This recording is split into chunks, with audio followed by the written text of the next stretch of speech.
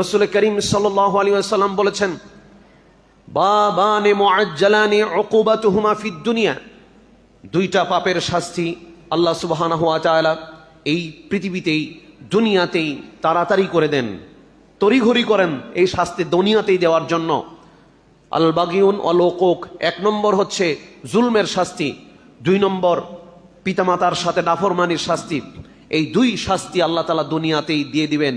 এই শাস্তি না দেওয়া পর্যন্ত এই ব্যক্তিকে দুনিয়া থেকে বিদায় করা হবে না।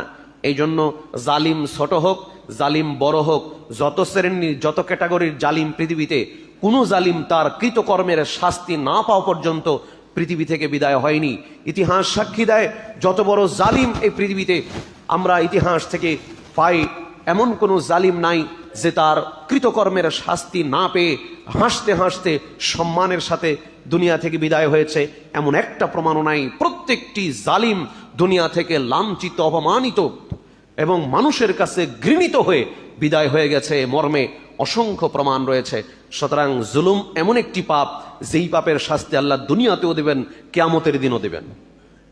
সুতরাং আমার আপনার আচরণে, আমার আপনার কথাবার্তায়, আমার আপনার কারণে কোনো মানুষ যেন কষ্ট না পায়।